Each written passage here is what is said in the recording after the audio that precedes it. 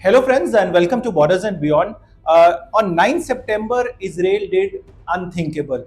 Israel went ahead and attacked Hamas leaders in Qatar. And this is the very first time दोहा में specifically target किया है. ऐसा नहीं है कि इसराइल अपने दुश्मनों को नहीं ठोक रहा है. फॉर द लास्ट 70+ ईयर्स, पहले वो सीरिया हो, गाजा हो, लेबनन हो, ईरान हो, वहां पे वो अटैक करते आ रहा है. But why Doha? That's a very very important question. And this particular strike से हुआ क्या? द एंटायर जीसीसी रैटल हो गया है. पाकिस्तान एज ऑलवेज भिखारी मुल्क, बेगानी शादी में अब्दुल्ला दीवाना. इट स्टार्टेड रैटलिंग अप, लोगों को अननेसेसरी इमोशनल सेंटिमेंट जगाने की कोशिश कर रहा है. दैट यहां से मुझे $2 मिल जाए, $4 मिल जाए. And Turkey also is now a little curious, थोड़ा सा डरा हुआ है. क्यों? क्योंकि हमास के टेररिस्ट टर्की में भी हैं. तो जो इजराइल अपने F-35 के साथ अटैक कर सकता है दोहा में हमास लीडर्स को, वो तो टर्की पे भी कर सकता है. And from the Indian point of view हमारे लिए ये क्या महत्व रखता है? What should we do? Let's try to understand and let's do a little analysis on that. So दोस्तों, फर्क क्या है? ईरान और दोहा में number one difference is, number one, Iran is not an Arab country. Iran is a Persian country. और जब attack किया Israel ने ईरान के न्यूक्लियर बेसिस पे, तो जब इजराइल ने अटैक किया तो ज्यादा कुछ नहीं हुआ. Most countries remain silent. अपनी लोकल जनता को खुश करने के लिए एक आधी आवाज इधर कर दी, उधर कर दी. As usual the only country that was most vocal, that was Pakistan.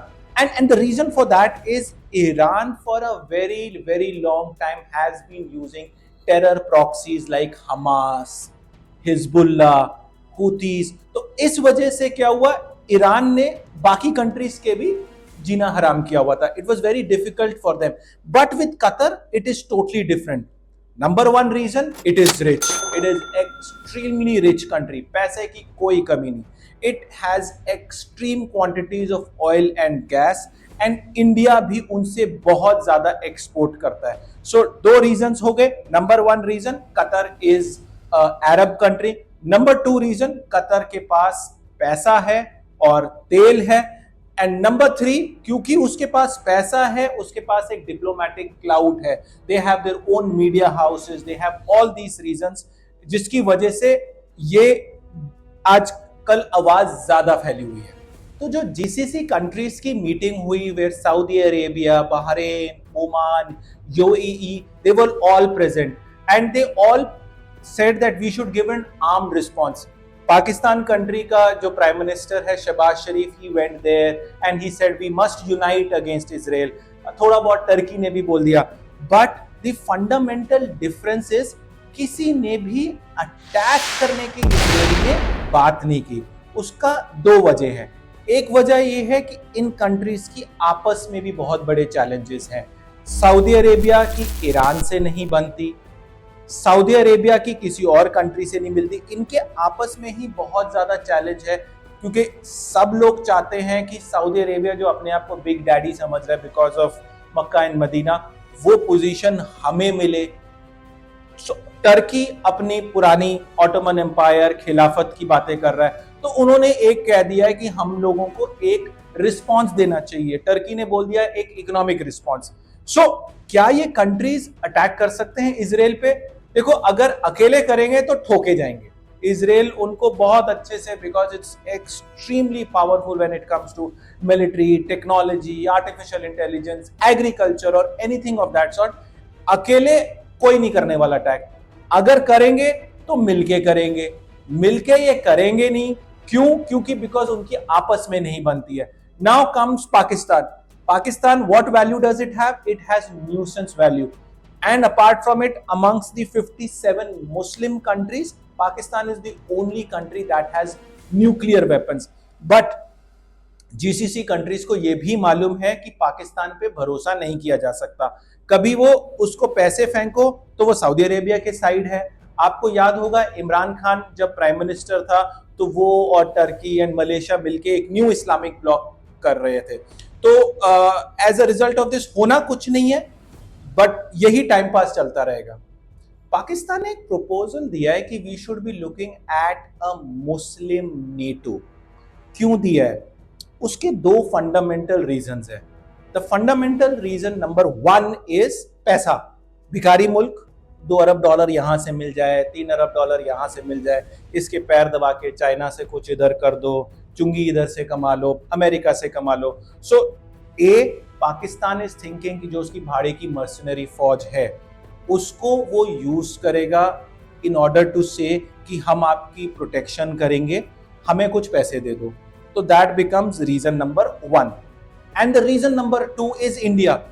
Obviously, we are permanent enemies of each other. Yaman ki Asha and all these tantrums will never solve any purpose. So this reason कि India को थोड़ा embarrass कर सके।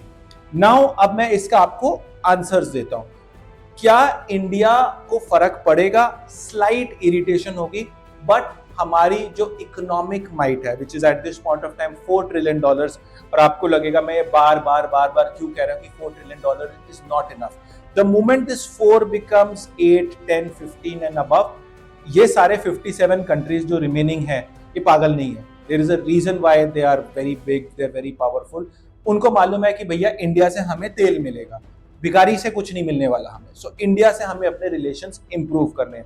That is reason number one. And the reason number two is Qatar में American bases हैं, there are US Marines, and US is the most militarily the most powerful country in the world. कोई भी technology हो, US से अच्छा कुछ नहीं है।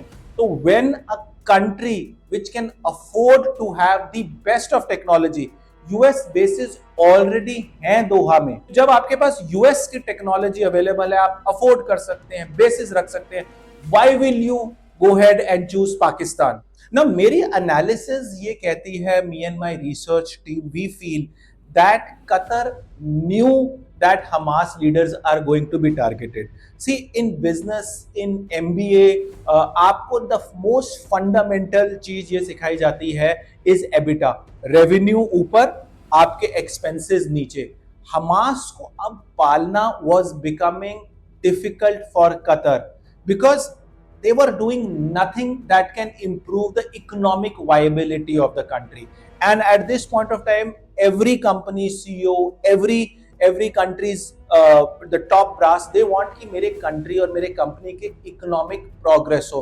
तो मेरा analysis ये कहता है कि दोहा और कतर में पता था कि उनके टेरर बेसिस पे अटैक करना है, and in a way my analysis say that green light वहां से आई हुई थी कि आओ यहां पे इनकी मीटिंग चल रही है, ठोको, आगे बढ़ो। तो दोस्तों इंडिया के लिए क्या है? At the end of the day this is extremely important.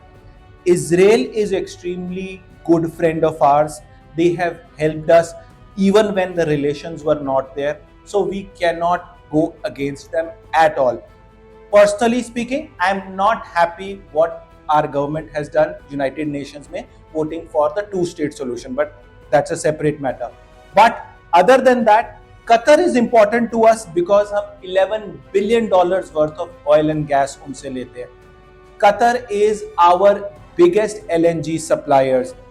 Our total trade is about $14 billion, and massive Indian workforce is there. So India has to do a tightrope.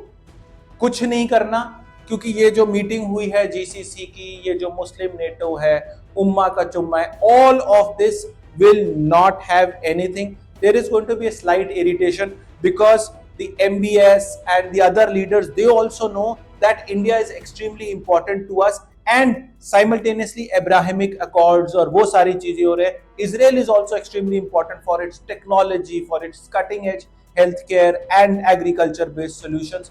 So we just have to wait and watch. My prediction is there is nothing going to happen. Thank you for watching.